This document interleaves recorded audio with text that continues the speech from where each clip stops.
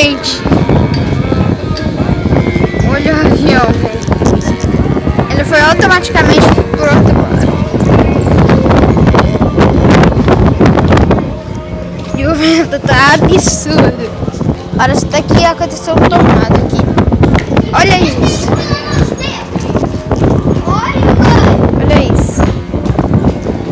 Olha a bandeirinha, ó.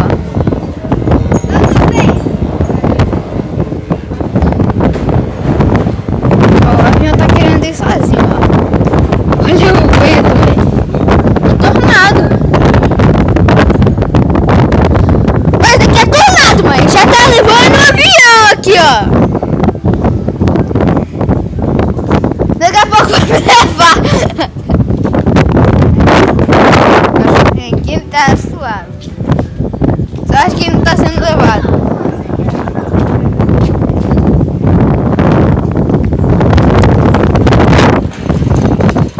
Olha isso daí.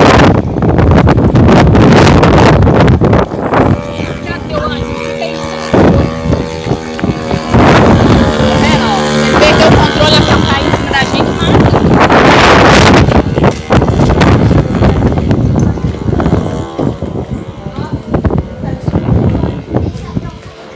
Por causa do tornadito. Então, tá muito difícil. Vem pra cá. Exatamente. Ah, eu tô vendo ela aqui, não sei porquê.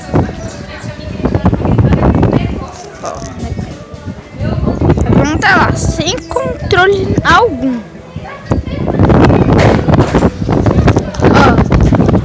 Até aquilo ali já foi derrubado. Ó, olha o teto.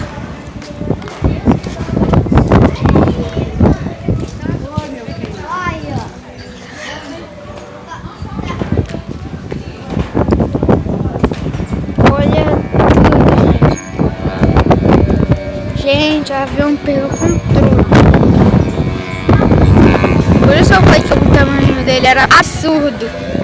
Mãe, não foi à toa que eu falei que o tamanho era absurdo, não. Porque se acontecesse isso daí, ia ser perigoso. Ai, gente. Eu tô gravando pro YouTube.